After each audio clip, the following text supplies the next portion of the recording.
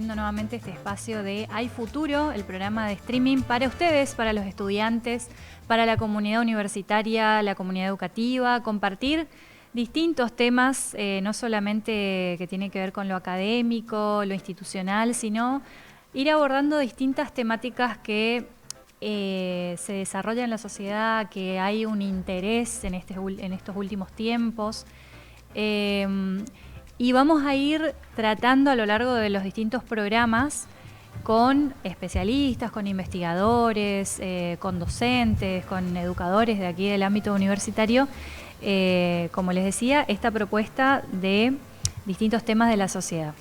Hoy vamos a tratar un tema que está bastante recurrente, sobre todo en los medios de comunicación, como que se da más visibilidad. De hecho, bueno, siempre se tuvo que poner en agenda este tema, pero a raíz de distintos casos, distintas noticias que hemos escuchado, que hemos visto en los medios masivos de comunicación, se puso en agenda el tema de salud mental, tan mencionado en estos últimos meses, en estos últimos años. Y la Universidad Nacional de Misiones no está ajena a este tema porque hace unas semanas atrás abrió un nuevo espacio de salud mental, de este reconocimiento por tratar temas psíquicos de los chicos, de los estudiantes, de la comunidad en general, aquí en el campus, porque tenemos en otros espacios de otras facultades estos gabinetes de atención psicológica, pero acá en el campus estábamos con esa pendiente todavía y hoy por hoy tenemos. Y bueno, vamos a desandar, vamos a dar a conocer qué tareas cumplen, cuál es el objetivo. Y para eso la tenemos a Gisela Rojas. Ella es psicopedagoga de profesión, se desempeña en el área de orientación universitaria dentro de la Universidad Nacional de Misiones y también está cumpliendo un rol en ese espacio. Así que bueno, ese es el tema propuesto para el día de hoy. Después vamos a ir compartiendo otras temáticas que también tienen que ver con el interés, por ejemplo, del manejo de la inteligencia artificial, que hemos grabado una columna. Así que bueno, ¿cómo está, Gise? Muy bien. Acompañándonos en este primer episodio. Sí, muy feliz de poder estar acá y bueno, de traer esta nueva información, este nuevo servicio que está brindando la universidad. Sí, la salud mental, ¿no? En el ámbito de la educación es casi, no digo nuevo, pero sí es como algo innovador dentro de las instituciones educativas, porque hasta hace poco no era un tema central, ¿no? Sí, la salud mental es una temática que lamentablemente no ha sido abordada de la mejor manera, no solamente a nivel institucional, sino lo pensamos también a nivel del Estado. ¿Sí? Vemos que por ahí hay cada vez menos recursos, menos opciones, y esto obviamente trae sus consecuencias. ¿Sí? Lo vemos con la cantidad de situaciones de violencia que se viven a diario, tanto en colegios secundarios como también puede ser también una problemática dentro de la universidad, ¿sí? No se descarta eso, pero sí vemos que cada vez hay mayor violencia, riesgo, dificultades, por ejemplo, tanto en la socialización como a nivel interpersonal, a nivel familiar, y todas estas situaciones obviamente se manifiestan también en la universidad. Entonces, la idea de este espacio es poder dar lugar a la atención, ¿sí? A la atención de estas cuestiones que van surgiendo, producto de diferentes factores, ¿sí? Puede ser lo emocional, lo familiar, lo social, lo económico. Nunca una persona hay un único factor que va a intervenir en ese momento o en esa circunstancia que va a derivar en una problemática de salud mental, ¿sí? Tenemos que pensar esto como muchísimos factores. Gise, ¿y cómo se distribuyen las tareas o el personal? ¿Cómo es el equipo que integra este espacio? Sí, antes que nada, está bueno recordar que esta es una iniciativa que surge de Bienestar Estudiantil, ¿sí? de la Secretaría General de Asuntos Estudiantiles, justamente a raíz de ver situaciones concretas de estudiantes, ¿sí? dificultades por ahí en materias, dificultades entre compañeros, por ahí tal vez pueden surgir cuestiones en el albergue. Entonces, una manera de ir acercándonos como institución a la realidad de los estudiantes es también brindar un servicio de contención. A partir de ahí surge la idea de la creación de este programa. Todavía no es un programa, es un área de salud mental, y poner a disposición, en principio, una psicóloga, una psicopedagoga, que en este caso está coordinado por Sabrina, que es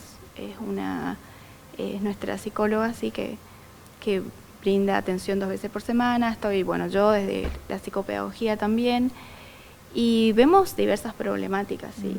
En principio es eso, la idea es ir articulando con otro tipo de servicios, ¿sí? Con tal vez también la provincia, por ahí la posibilidad de coordinar servicio médico. ¿Este servicio es gratuito para los estudiantes? Este servicio es gratuito, pero lo bueno, lo que hay que demarcar acá es que es un espacio de primera escucha, ¿sí?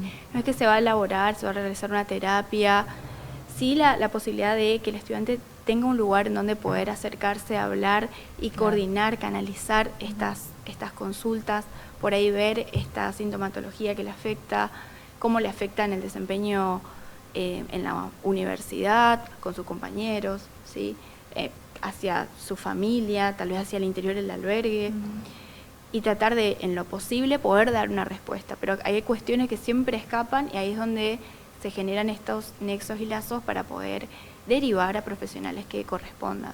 ¿Sí? Claro, está bueno. ¿Y ya hubieron consultantes entre los chicos? Sí, hay bastantes consultas, hay agenda abierta constantemente. Bueno, en mi caso, desde la parte de asesoramiento pedagógico, abrí una agenda, entonces los chicos en cualquier momento pueden ingresar, anotarse, ver los horarios y días disponibles.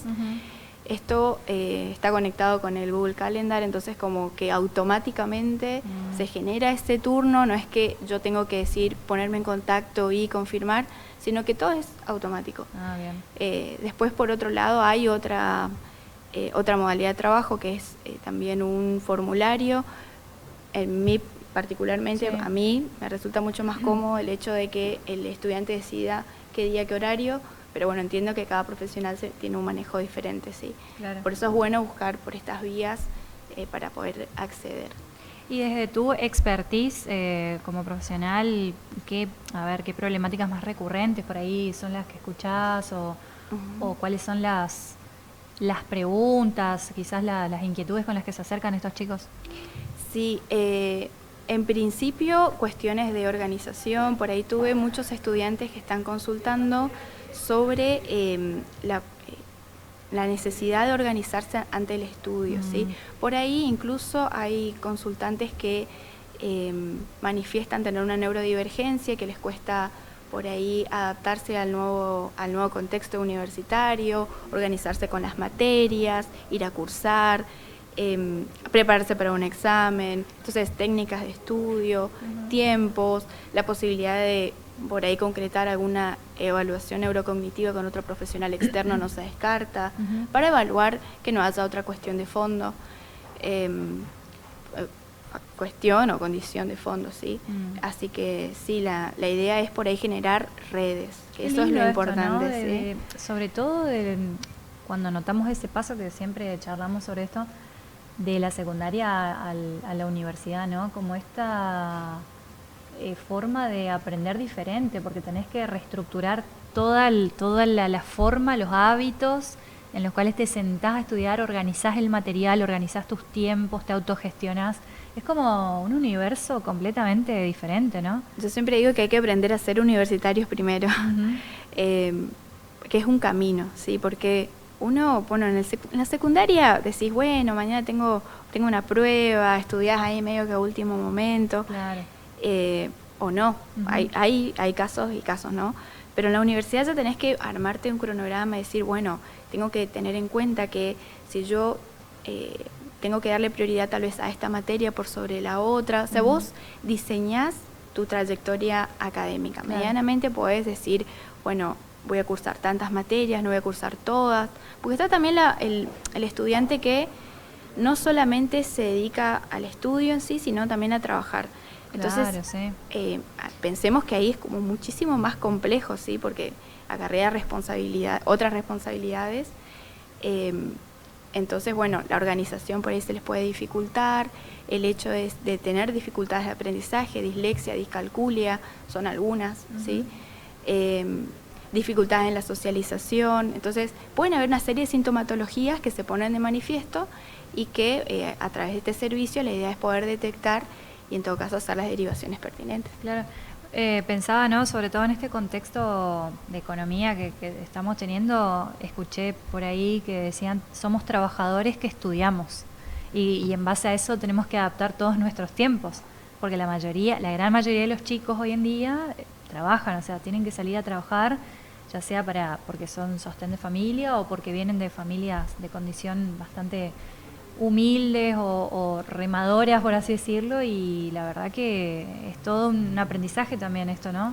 Sí, el hecho de, bueno, estudiar y trabajar, de poder diseñar tu trayecto educativo, también la posibilidad de tener una beca, todas estas son posibilidades, lo de la beca, sí, pero bueno, convengamos también que la beca no se está actualizando, hace más de un año que sigue en el mismo monto. Entonces a los chicos por ahí muchas veces no les queda otra opción que elegir estudio, trabajo, el hecho por ahí también de decir que la universidad tiene becas de albergue, becas de comedor y salud, es una gran ayuda, pero no es todo lo necesario para un estudiante, no alcanza, ¿sí? Muchas veces a pesar de tener todas estas becas, el estudiante tiene que salir a buscar trabajo, y más en un contexto como este contexto actual, que es por ahí más difícil, ¿sí? No todo se llega con la beca, ¿sí? Hoy son 80.000 pesos, ¿sí? Una de las becas, la otra beca está a 35.000 pesos. ¿Es una ayuda? Sí, pero pensemos nomás salir a hacer una compra, todo lo que uno lo que conlleva, ¿no? Exacto. Entonces ahí el estudiante no le queda otra que salir. También el hecho de que por ahí si tiene el progresar y tiene un trabajo que es un trabajo que digamos que es en blanco, ¿sí? Puede llegar a perder la beca. Entonces está toda esta cuestión, ¿sí? De fondo, que también llena de nerviosismo, llena de tensión, y esto, bueno, se va al aula, ¿sí? Va a la mochila, va al aula. Indudablemente. Gise, ¿y cómo pueden hacer por ahí los chicos que están interesados en acercarse a este espacio nuevo que se inauguró?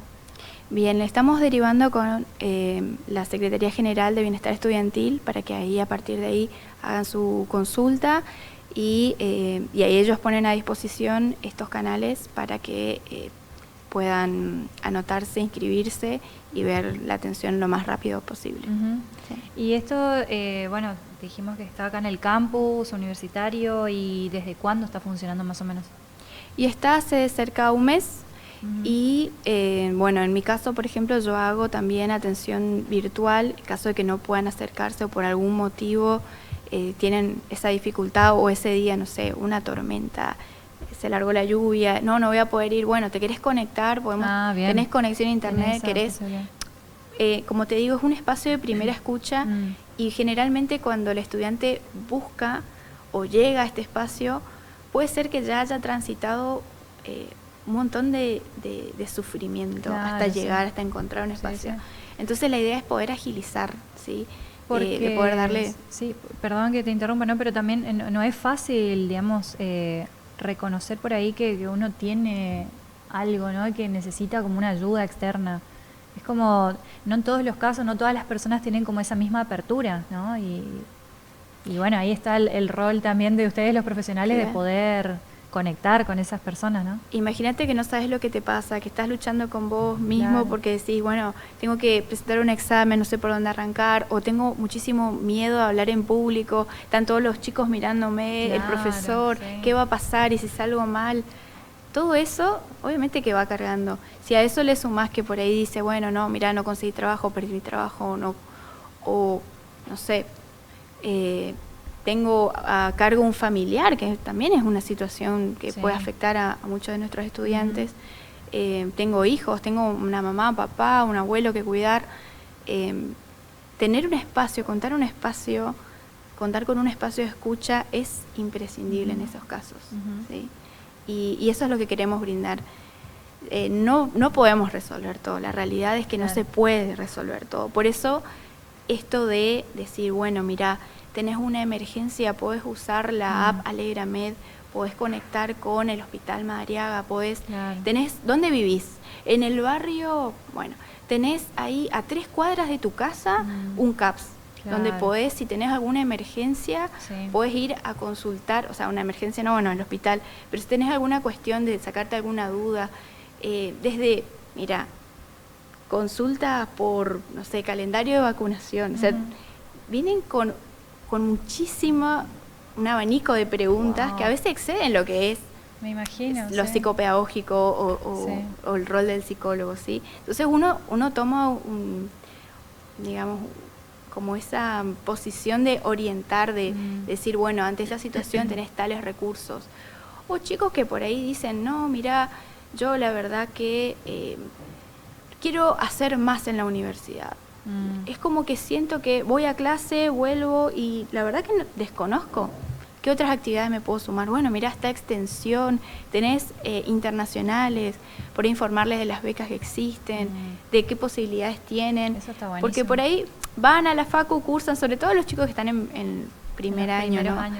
Y dicen, no, a mí me encantaría hacer algo más. Y no saben por dónde arrancar, porque la universidad es tan amplia, la información está, pero al ser tan grande, por ahí se demora esta llegada de la información, este acceso a la información. Así que bueno, esa también es un poco la idea del espacio. También que en ese espacio se dan clases particulares, hay chicos que por ahí manifiestan, no, mira, tengo dificultades en tal materia, desde bienestar estudiantil articulan con un docente para que venga, les dé apoyo pedagógico. Así que para mí es como un gran logro, un paso muy importante en la universidad, empezar a reconocer que existen problemáticas, que existen, que hay un montón de recursos que están ahí, pero que por algún u otro motivo no están llegando. Entonces, este es un espacio para canalizar, para articular, para escucharnos. Qué bueno, Gise. Y quería preguntarte, bueno, de las actividades que vos venís realizando, más allá de todos estos aportes, ¿no?, que estás mencionando, para ustedes las profesionales, tanto para Sabrina, ¿no?, la psicóloga, y vos, ¿cómo esto las posiciona en sus profesiones también? ¿De esto se nutren? ¿Qué sacan, digamos? Y bueno, sí, la verdad que sí, porque bueno, yo por ahí estaba más especializada en lo que tenía que ver con la orientación vocacional, la orientación universitaria, y de golpe tenés una consulta de un estudiante que dice, no sé, tengo dificultades que ya son más de lo somático, no sé, por ejemplo, tengo temblores, no sé, se me adormeció la cara, se me adormeció el cuello, bueno, orientar, mira, vamos a articular una consulta con un médico, vamos a ver qué opciones tenés, para no queda todo ahí en la cuestión solamente en relación a tengo dificultades en las materias, sino siempre ahondamos un poquito más y tratamos de llevar respuesta, porque también entendemos que este estudiante tal vez tuvo una situación hace un mes atrás, trató de acercarse al sistema de salud, consiguió un turno, pero el turno que consiguió es para mayo. Entonces, de marzo a mayo pasaron un montón de cosas. Y tal vez tuvo una cuestión, o sea, el emergente, la emergencia, no como emergencia de vida, digamos, ¿sí? Sino la situación que lo aqueja, se puede, o sea, al prolongarse en el tiempo, puede ser que aumente, ¿sí? La ansiedad, que aumenten las dificultades, o termine por resolverse solo. Entonces ya llega al punto, digamos, al turno dentro de 1 o 2 meses y ya está, ya pasó. En realidad yo quería consultar por esto, pero entonces la idea es agilizar esto para que los chicos puedan llegar lo más pronto posible a una respuesta al malestar que los aqueja, que a veces tiene que ver con un espacio de escucha, de te veo, sé lo que te está pasando. Qué bueno, me alegra mucho esto que estás contando, que nos estás compartiendo, pues la verdad que creo que se necesitaba en este espacio, sobre todo el campus, que también reúne a muchas facultades y son muchos los chicos que circulan todos los días por acá, por este espacio, y contar con eso y dar a conocer, sobre todo para que lleguen los chicos verdaderamente, digamos, celebro porque en este espacio universitario se necesitaba un poco, ¿no? Sí, la verdad que sí, sí. Más en tiempos como estos en donde estamos como que cada uno en lo suyo, ¿sí? Como muy apartados. Hacer, ser y hacer en comunidad es lo importante. Sí. Esos son los espacios que hay que sostener y promover. Bueno, gracias Gise, y bueno, si querés recordar el Instagram de Bienestar Estudiantil, no sé si por ahí lo tenés o si no, bueno, lo que los chicos buscan en redes como Bienestar Estudiantil UNAM, ¿no? Sí, Bienestar Estudiantil UNAM. Pueden comunicarse a través del Instagram o también pueden acercarse de manera presencial. Sí. Bien. O bueno, también está orientación universitaria, así que hacemos desde ese rol, trabajo la parte que tiene que ver con la orientación vocacional o la reorientación. Por ahí hay chicos que dicen, mira, yo elegí mi carrera, pero medio que, no sé, mi familia me recomendó que vaya por acá, pero ahora me doy cuenta que la verdad que no era, no sé qué hacer porque estoy a la mitad de la carrera. Bueno, ahí venir, invitarla al espacio para poder reflexionar y decir, bueno, desde dónde eligió, claro, por qué, cómo, y también dar una respuesta en relación a eso, ¿sí? Poner los pros y los contras, el cambio sí, no, poner en tensión eso, habilitar ese espacio de preguntas. Eso también lo pueden hacer ya sea por el espacio de salud mental como en orientación universitaria. Sí. Qué bueno, Gise. Bueno, muchas gracias por esta datita. Bueno, y si te quedas, vamos a compartir un bloque que estuvimos haciendo más temprano con Alice Rambo. Alice Rambo es docente conocida de la Universidad Nacional de Misiones, es investigadora, es especialista en todo lo que tiene que ver con tecnologías. Y de hecho, bueno, le invitamos justamente para el desarrollo de una columna, la columna TEC, que bueno, más adelante vamos a ir desarrollando otros temas. Pero hoy nos detenemos en lo que todos los días accedemos, que es la inteligencia artificial, ya sea a través del chat, el conocido chat GPT o Gemini u otras herramientas que nos brinda hoy la inteligencia artificial. Y está tan extendido su uso, tan priorizado hoy en día en todo lo que hacemos, en las distintas actividades, que bueno, queríamos detenernos un poquito en este tema porque los estudiantes también están muy involucrados, la universidad en sí también con este tema, pero queríamos conocer también cuáles son los riesgos, porque toda herramienta de internet tiene su alto costo, sus riesgos, su forma de, no para meter miedo con esto, sino para tratar de utilizar y sacar provecho de la mejor manera posible de todas estas herramientas que tenemos a nuestra disposición. Y bueno, queríamos acceder un poquito a este tema y le consultamos a Liz Rambo, así que bueno, queremos compartir esta mini columna que hemos grabado con ella.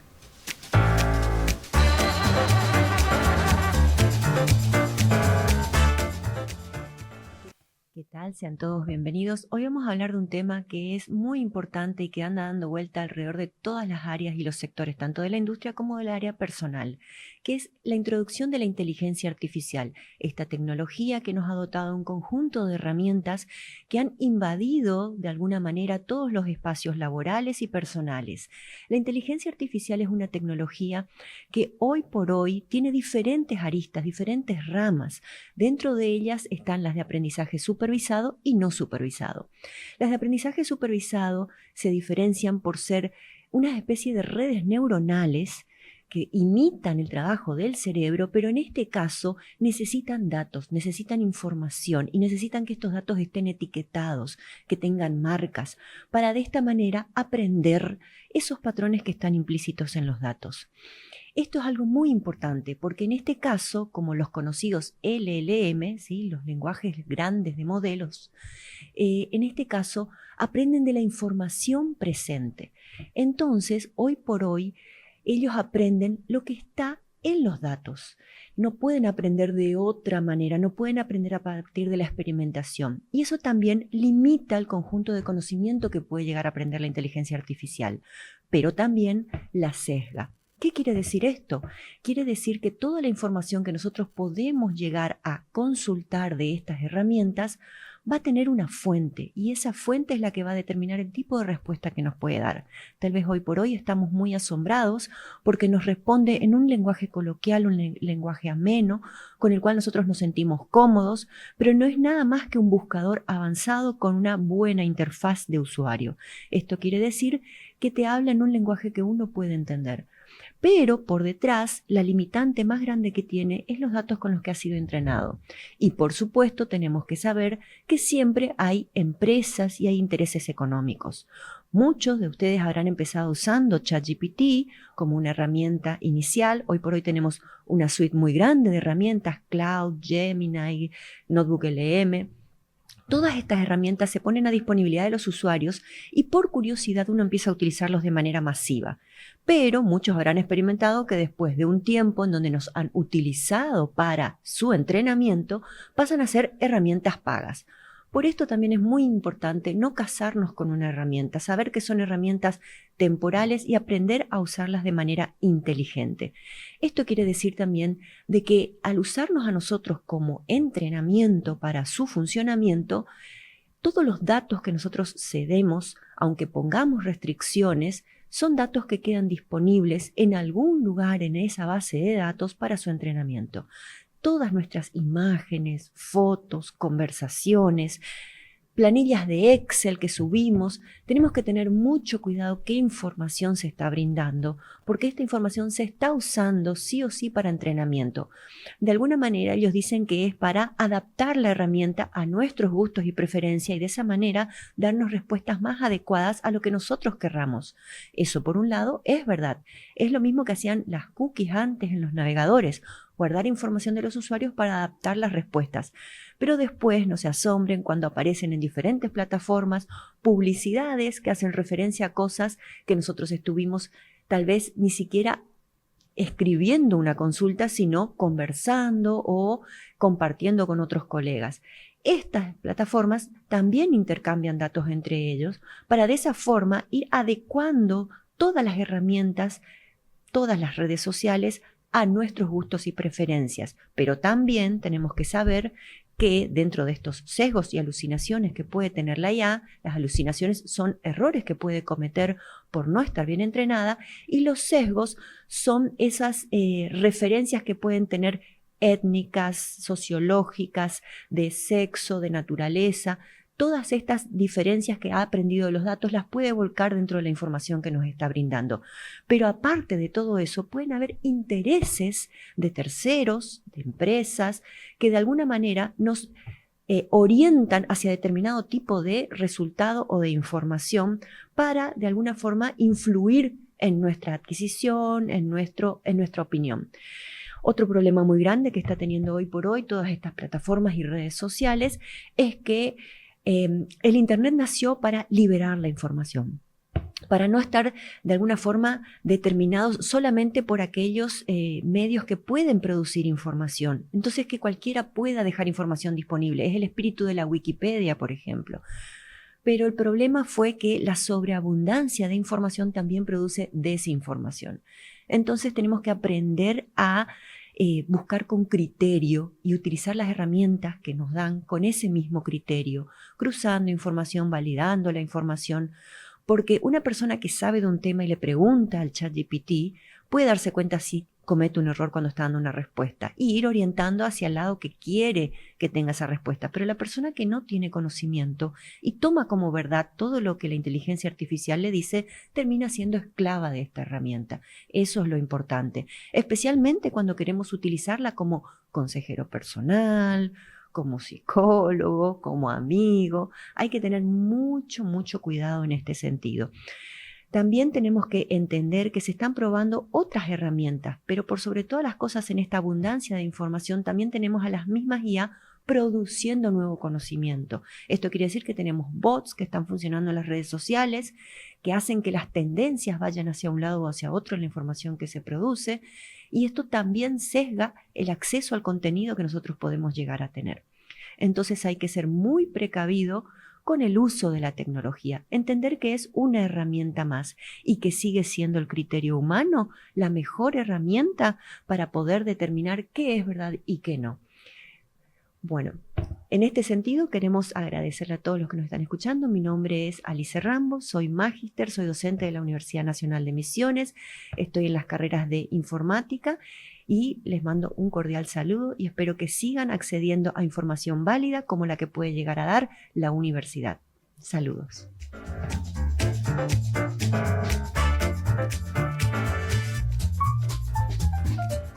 Bueno, ahí la estábamos escuchando a Liz Rambo, ella es docente de aquí de la universidad, es investigadora y nos habló un poquito como una introducción a esta columna TEC que vamos a desarrollar más adelante con distintos temas, temas de interés de ustedes también que pueden proponer a través del Instagram.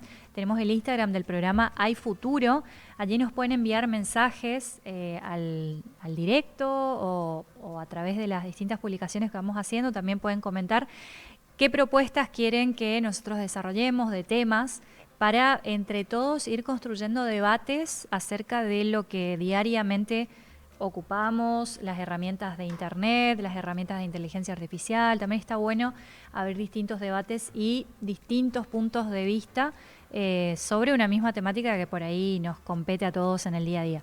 Así que bueno, esa es una de las propuestas también. Les invito a contactarse a través del Instagram, a seguirnos, a seguir los contenidos que vamos a ir desarrollando y subiendo en esa plataforma.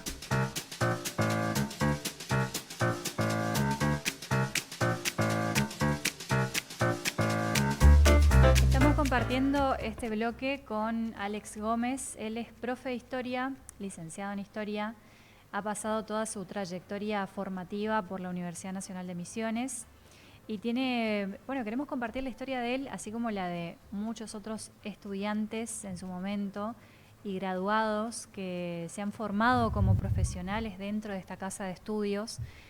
Y me interesa sobre todo dar a conocer la historia de chicos que vienen de familias de condición humilde o de familias trabajadoras, que quieren tener un futuro dentro de la sociedad, dentro de la formación, de lo que da la universidad pública y gratuita, que gracias a la universidad pública y gratuita tenemos muchísimos profesionales formados y que están brindando sus servicios y todos sus saberes a la sociedad, ¿no? Es una retribución constante.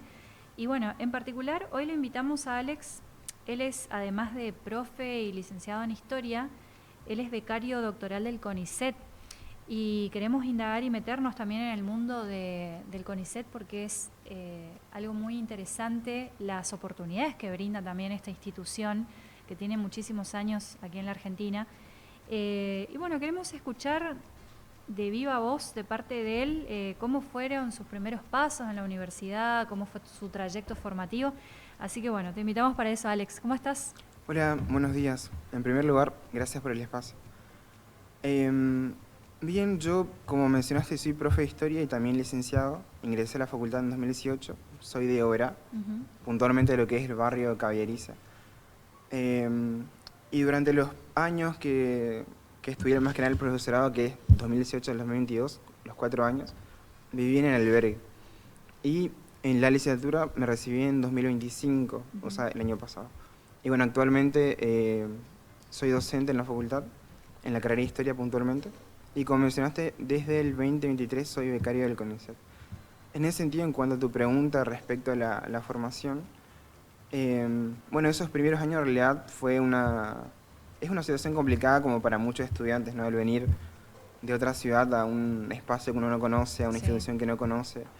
Pero bueno, en ese sentido tuve bastante apoyo, sobre todo de compañeros que uno conoce, en la historia de muchos estudiantes, ¿no? Del interior. Y además, bueno, sobre todo de dos cuestiones clave, que es el albergue, por un lado, lo que me permitió venir a estudiar a Posadas, y por otro lado, el comedor, ¿no? En ese sentido, siempre digo que sin bienestar estudiantil de la facultad no hubiera funcionado mi etapa como estudiante, ¿no? Porque aparte de que lo digo como un chiste, es realmente una realidad, ¿no? Así que bueno, en ese sentido podemos comprimir la experiencia, más que nada estudiantil, en esa etapa. Después sí, cuando fui culminando el profesorado, me integré a proyectos de investigación acreditados en la facultad. Y también accedí a becas de pregrado, que las becas de pregrado en realidad son incentivos para estudiantes, ¿no? Que son mínimos pero que cuentan, para que uno pueda comenzar a dar sus primeros pasos en la investigación, ¿no? Que en este caso es la beca EBC-SIN, que lo otorga el Consejo Interuniversitario Nacional, y por otra parte las becas AICIT, que es la beca Estímulo a la Iniciación en Ciencia y Tecnología, que lo otorga la UNAM. Tuve la beca de la UNAM y después apliqué la SIN, pero lo rechacé porque apenas me recibí, apliqué a la beca doctoral del CONICET, que es justamente en la que actualmente me desempeño. Y bueno, a grandes rasgos, eso fue el recorrido, digamos, durante 4 años del profesorado y en 2025 me recibí de la licenciatura. Claro, fuiste, a lo largo de tu trayecto seguramente fuiste descubriendo espacios que vos ni siquiera tenías en la cabeza, porque vos me comentabas que el CONICET, por ejemplo, ni idea tenías, no conocías. No, de hecho yo como le pasó a muchos colegas que hoy también son becarios, uno viene con una idea a Posadas a estudiar, ¿no? Y yo, por ejemplo, pensé que venía a estudiar para ser docente. De hecho, cuando llego a la facultad, me inscribo solamente a esa carrera. Y en la parte de los no docentes, en el alumnado, me dicen que hay otra carrera que es la licenciatura en Historia, que también dura 5 años, y que la mayoría del plan de estudio es el mismo. Es decir, hay 10 o 15 materias de diferencia. Claro. Y me incentivaron a que haga las dos. Y yo tampoco sabía que era investigar realmente. Mi cabeza estaba puesta solamente en la cuestión referida a la docencia. Sí. Y a medida que uno va avanzando, si bien la prioridad siempre está en el profesorado, como a todos los que estudian 2 carreras a la vez, me empezó a llamar bastante la atención hacer tareas referidas a investigación. Sí. Sobre todo a partir de que uno identifica líneas que te llaman la atención, que uno considera que puede insertarse, y que después descubre el mundo de los congresos, ¿no? O sea, uno se da cuenta que hay investigadores entre nosotros, por así decirlo. Me acuerdo que en primer año, en una cátedra que es taller de análisis y producción del discurso histórico, la docente, que es Katy Sborel, la docente a cargo de la materia, invitó a uno de sus colegas, que también forma parte del plantel docente, formaba porque ahora falleció, a que brinde una charla en torno a sus investigaciones. Y nosotros estábamos asombrados porque nosotros leíamos sus textos en la cátedra y estaba él presentando la charla, ¿no? Presentando su tema de investigación. Y me acuerdo que un compañero dijo, es lindo saber que los investigadores son de carne y hueso, ¿no? Claro.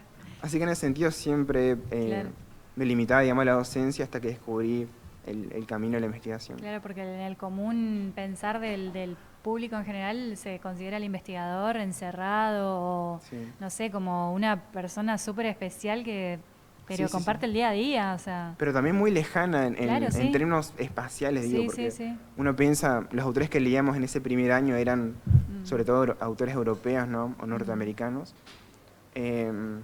o si son latinos de las grandes urbes, de los grandes países, digo, o sea, los grandes centros como Colombia, ¿no? Perú, México, o incluso Buenos Aires. Sí. Y en ese sentido ver investigadores misioneros para nosotros era como una revelación. Claro. Así que bueno, desde sobre todo tercer año comencé con el gusto, por así decirlo, en torno a la historia de la historiografía y ahora es la línea en la cual me estoy afianzando justamente.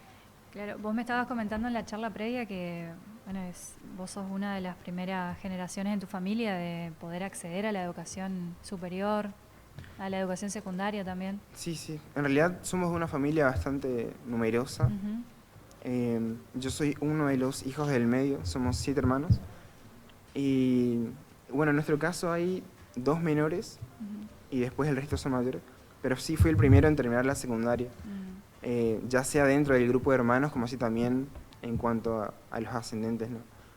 Mi mamá de hecho ahora recién está retomando la escuela primaria y bueno, la idea es que mi hermanita, que es la que me sigue, ¿no? También pueda terminar la secundaria y ya está en tercer año, pero sí en ese sentido me parece que aparte de ser el primero, también puedo funcionar como un incentivo para... Sí, totalmente. Para que ellos sepan también pueden hacerlo, ¿no? Claro. Después, obviamente, uno pensaría ya en que terminar la secundaria era un logro y después tener 2 títulos también es una cosa increíble. Que yo no lo pensaba adolescente realmente. Era, para las condiciones en que existía yo, en las que vivíamos nosotros, digo, sí, era realmente impensado en ese sentido. Por eso también hacía mucho hincapié en el papel del comedor y del albergue, ¿no? Sí, y son también el servicios, BEG y otras políticas servicios públicas. fundamentales que es prioridad para los estudiantes. Creo que es uno de los pilares fundamentales que sostienen la permanencia dentro de la universidad del estudiante. Sí, sí. Em, Alex, y vos me habías contado también que el ingreso a la universidad se dio, bueno, a través de la psicopedagoga que trabaja acá dentro de la universidad ahora, que es Gisela Rojas, y que ella te dio como los primeros pasos, ¿no? Como para poder insertarte en este mundo universitario. sí, sí, sí. Em, de hecho, yo accedí al... En realidad yo no sabía qué era la universidad. Ujú. Cuando estaba terminando la secundaria comencé un curso, un taller en realidad de orientación vocacional Ajá. que dictaba en ese momento Gisela, que ella era practicante de psicopedagogía. Y en el marco de ese curso de orientación vocacional, los resultados indicaron que me hubiera podido desempeñar bien en humanidades, Ah, mira. en las materias de humanidades. Y ella después me cuenta, ¿no? Si te gusta historia, que es la carrera que yo más ponderaba, ¿no? Hay una facultad en Posadas que tiene esa carrera gratis. Y yo le explico que para mí es realmente imposible viajar a otra ciudad. Y a partir de esos primeros contactos entonces podemos gestionar, ¿no? En primer lugar, tener conocimiento de cuáles son las becas que otorgaba la facultad, porque en ese momento verano tenía la carrera de historia. Hoy sí tienen en Saavedra, que es Pero privado, es privado, que es un claro. terciario, sí. Sí, sí. Pero en ese momento no, en 2018. Y entonces, bueno, fuimos averiguando y con ayuda de algunas personas pudimos gestionar la convocatoria, la postulación sería la beca del albergue, que bueno, fue mi casa y la de muchos compañeros durante esos primeros años, ¿no? Así que bueno, sí, gracias a Gisela y a ese taller Qué tuve conocimiento en bueno. primer lugar de qué es la universidad que no sabía qué era. Claro. Más allá de saber, ¿no?, que estudiaba ingeniería o Sí, arte, sí. no era, desconocía cómo era el funcionamiento. Ujú. El tema de las becas también era una cuestión que desconocía. Así que me sirvió mucho esa Y parte. cuando comunicaste a tu familia que ya tenías todo y dijiste, bueno, me voy a estudiar a Posadas, ¿cómo fue esa primera reacción? Y sobre todo de miedo, ¿no? Porque yo tenía 17 años cuando comencé a hacer los papeles y realmente nunca había salido de Oberá. Claro. Había ido a sí, Buenos Aires en 2 ocasiones porque también jugaba hockey. Durante 5 años de la adolescencia jugué hockey. Era en la liga provincial, pero durante los Juegos de Vita hemos obtenido un cupo para ir en un grupo bastante Mira. amplio, ¿no?, a Buenos Aires. Claro. Que fue la primera vez que salí de la provincia, imagínate, Mirá a vos, los 15 años me parece que fue eso. Y después sí gané otro concurso de prestidigitación digital en 2017, que también uno de los premios era un viaje de unos días a Buenos Aires. Pero más allá de eso, no había salido de Verá para pernotar, me refiero. Sí había conocido otros espacios mediante la Liga Misionera de Hockey, pero salir de Verá era todo un desafío. Más que nada, un lugar que no conocía, alejado de mi familia, Claro. que en realidad es la realidad de muchos, ¿no? Pero en ese caso me parece que sí una palabra que definiría las emociones era miedo, pero también ansiedad de su parte, porque se va Alex, ¿no?, a otra ciudad que no Claro. conoce solo, Claro. pero también mía, ¿no?, porque es no solo por lo que conlleva estudiar en una universidad lejos de tu espacio, de tu familia. Sí, claro, sino que gestionarte como persona, Sí, todo, sí. todo Pero nuevo. aparte del desafío de lo que es la universidad, digo Sí. que uno llega y es una vorágine increíble, hasta hoy lo veo todos los días y digo, es una locura. Ahora lo veo con el día del lunes y pienso que realmente es un desafío re importante, digo. Para todo el estudiante del interior, digo, Claro. venir a Sí, sí, sí. a Es un Posadas, cambio ¿no? radical de vida. Sí, sí. Te estructura todo nuevamente. Sí, totalmente. Y después, bueno, ya me quedé acá en Posadas, como muchos de mis compañeros, ¿no? Porque uno viene pensando en la idea de estudiar y volver. Y en mi caso, cuando me recibí de profesor en 2022, ese mismo año apliqué a la beca doctoral por recomendación de mi director de beca, que él es Elisandro Rodríguez, él es investigador del CONICET, investigador adjunto ahora. Y me recomendó justamente porque él también venía del interior desde Jardín de América y tuvo un recorrido bastante parecido al mío en ese sentido. Conocí las becas doctorales una vez que estaba por recibirse. Y ahí, bueno, también como veníamos trabajando juntos, me recomendó. Yo no sabía que era el CONICET, así como tampoco sabía que era la universidad, ¿no? Tampoco sabía que era el CONICET, que fue lo que fui descubriendo en el último año en realidad. Y ahí también aplicar a la beca fue todo un desafío porque te evalúan varias patas, ¿no? En primer lugar, un proyecto, un plan que vos presentás para realizar una tesis en 5 años. un doctorado completo, ¿no? Pero sobre todo la tesis en 5 años. Por otra parte, el lugar de trabajo que te asignan, usualmente destinado a un instituto de doble dependencia, CONICET, universidad o solamente universidad. Y por otra parte, tus antecedentes, ¿no? Y después la cuestión más integral entre la relación entre el director, el tema de investigación y el lugar de trabajo, ¿no? Claro. Y el lugar de trabajo te ata a... O sea, yo, por ejemplo, mi lugar de trabajo es la Secretaría de Investigación de la Facultad de Humanidades, y por esos 5 años tengo que estar, digamos, inserto en esa institución. Y ahí, bueno, fue el primer paso para que me quede acá en Posadas después de recibirme, y ahora ya... Como este año ingresé a trabajar en la facultad como interino, en la carrera de Historia, en la Introducción a la Historia, que es una materia de primer año, ya entiendo que mi lugar va a ser acá, digamos, en Posadas. ¿Y qué línea estás trabajando del doctorado? En Misiones nosotros tenemos una particularidad en cuanto a producción historiográfica. No podemos compararnos, por así decirlo, con los grandes centros de producción del país como Córdoba, Buenos Aires, sino que realmente la universidad tiene una historia bastante reciente, y si hablamos puntualmente de investigadores, también mucho más en la carrera de Historia.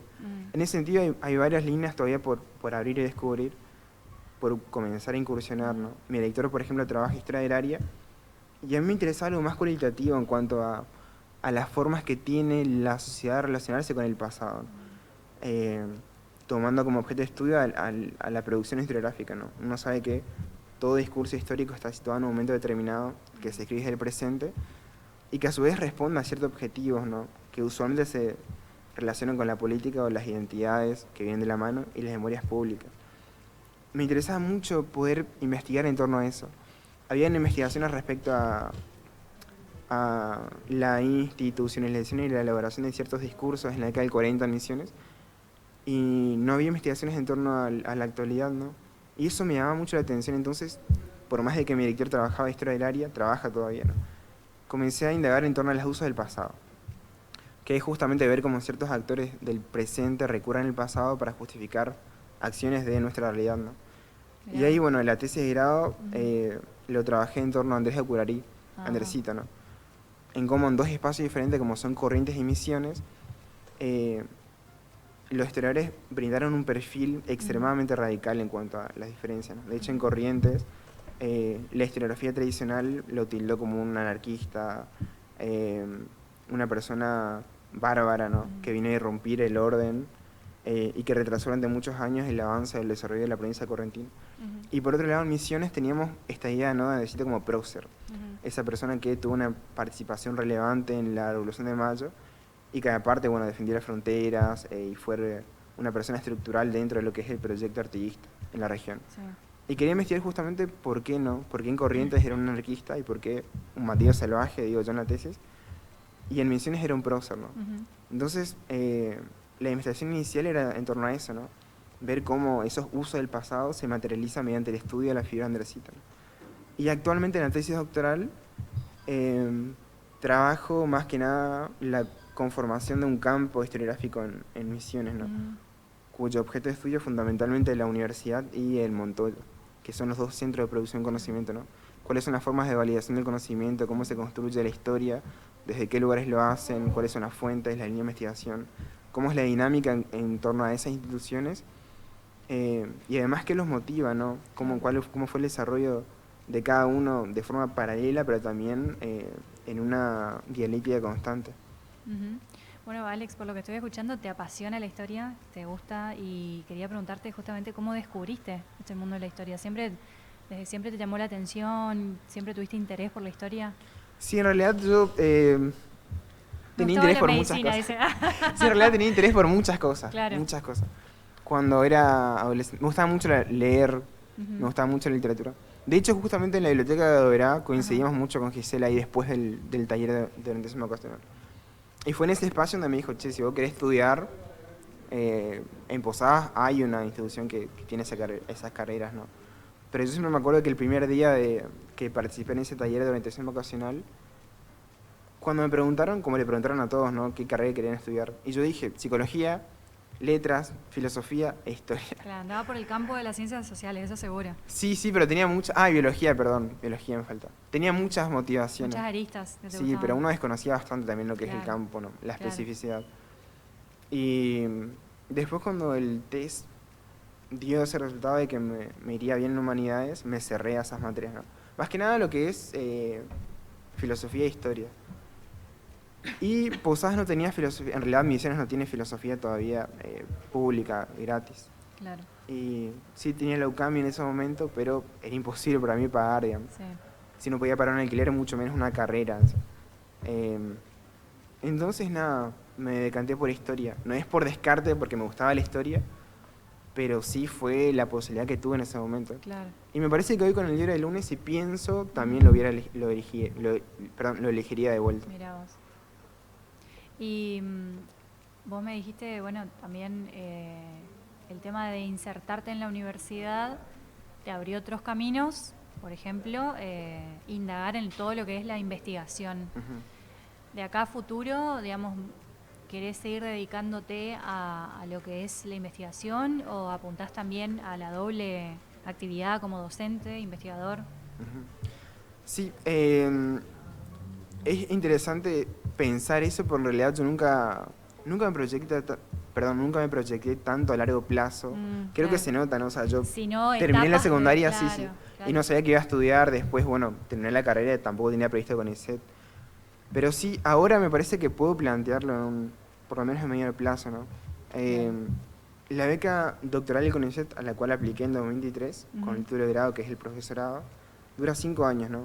Y es una beca de dedicación exclusiva. Sí. Es decir que me financian para que le dedique todo mi tiempo a realizar ese doctorado.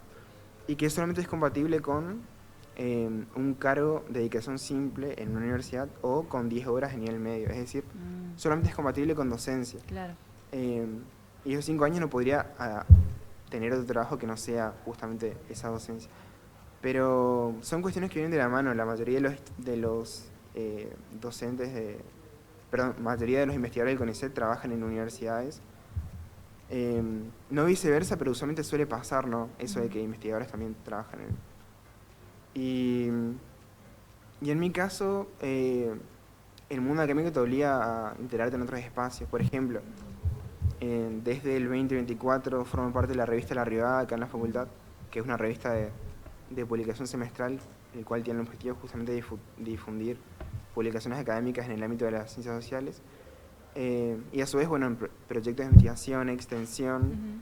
De hecho, trabajo de manera conjunta con la Universidad Nacional del Nordeste, que es el lugar donde estoy realizando el doctorado en Historia, en proyectos de investigación acreditados en esa institución. Y en ese sentido te obliga a generar antecedentes para seguir en carrera, ¿no?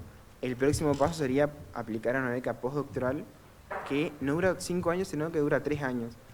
Y que también es dedicación exclusiva, en el cual, bueno, uno debería hacer un posgrado, pero sobre todo producir conocimiento, ¿no? La beca te financia para que hagas eso. Por un lado, formarte, una inversión en recursos humanos, y por otra parte, producción de conocimiento, ¿no? Esto se manifiesta en congresos, en publicaciones, en revistas científicas y en la inserción en proyectos de investigación y de extensión, ¿no? A medida que uno va juntando esos antecedentes para seguir en carrera, se hace una cuestión necesaria de la docencia, que es uno de los elementos clave de esos antecedentes. Claro.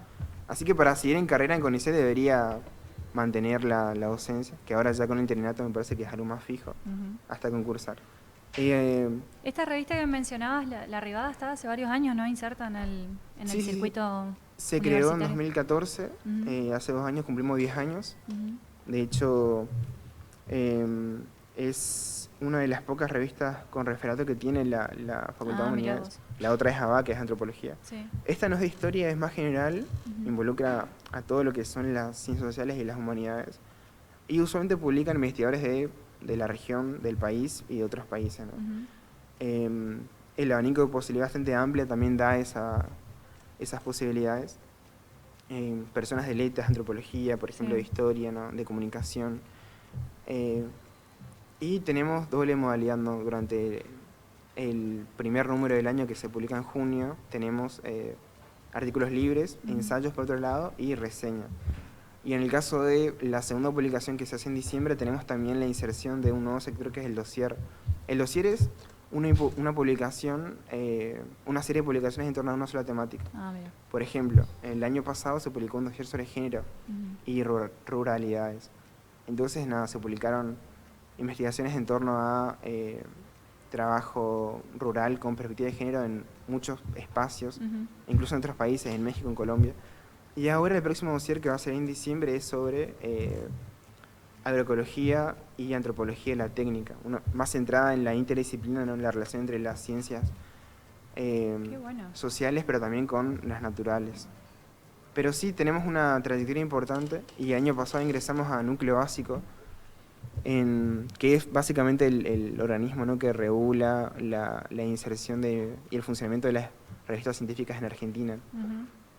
Alex, bueno, hay un montón para seguir charlando, pero más o menos para redondear nuestra charla, ¿qué le dirías o qué le sugerirías a estudiantes que están saliendo de la secundaria y que, bueno, quieren decidir un poco el camino que van a seguir? De manera general, ¿qué tenés como para sugerir de acuerdo a tu experiencia, ¿no? A todo este trayecto que estás pasando? Y yo diría que, en primer lugar, no piensen, digamos, los tiempos tan estructurados, ¿no? Esto de recibirme en 4 años después de la secundaria, ¿no? Tener un título ya en mano, porque no es así, digamos. O sea, sí suele pasar, pero no es el fin del mundo cuando no pasa, ¿no? Y aparte uno, a medida que transita otros espacios, va descubriendo que hay otras líneas, otros caminos que también son apasionantes y que uno no tiene previsto en primer momento, ¿no? Claro. En ese sentido, que no lo piensen de forma tan estructural el futuro, por lo menos en el cercano plazo. Y porque también hoy en día, con este contexto de las redes sociales, sobre todo, hay una suerte de presión en torno a los tiempos y el hecho de tener estadio diferenciado. Que no me parece que sea un problema tampoco esto de que cada uno tenga la trayectoria a su ritmo. Así que el principal consejo es que calmen la ansiedad mediante la no presión en torno a los tiempos más cercanos, ¿no? Pero sobre todo que averigüen también, ¿no? Que se informen respecto a cuáles son los centros de formación que hay en la provincia o en otros espacios y tienen la posibilidad también. Y que elijan la carrera que ellos quieran ejercer realmente, y no la que les brinde más dinero, que quizás también es algo que uno suele priorizar, pero después realmente, si va a estar 5 años estudiando una carrera, se va a hacer extremadamente complicado si uno no siente pasión por lo que hace realmente. Exacto. Y para vos, en particular, la universidad pública y gratuita, ¿qué te aportó a tu vida? ¿Y qué significa? Me parece un cambio radical realmente. Si uno lo mira en una línea del tiempo, en retrospectiva, ¿no? El Alex del 2017/18 era una persona totalmente diferente, no solamente por el hecho de estudiar, tener un título o tener acceso a otro tipo de trabajo, ¿no? Sino por también lo que conlleva habitar esos espacios, sobre todo la Facultad de Humanidades, ¿no? En mi caso, el hecho de estar formándome en cómo funciona el sistema universitario, el tema de la militancia, del cogobierno, pero también para poder ubicarnos en un contexto mucho más amplio, ¿no? Que es la ciudad argentina. Me parece que es una formación transversal, para mí al menos, tanto más allá de lo académico, digo, la formación cívica es algo innegociable y es algo que me parece que no te dan todas las universidades, digamos. La pública te asegura eso justamente. Bueno, Alex, muchísimas gracias por tu tiempo, por venir hasta acá y contar tu experiencia. No, muchas gracias a ustedes. Gracias y éxitos en todo.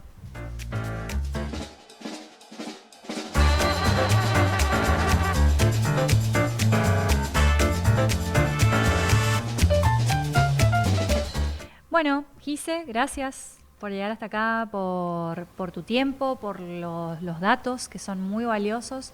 Y bueno, hemos llegado al final de este primer programa entonces y los esperamos la semana que viene para seguir compartiendo más temas de interés.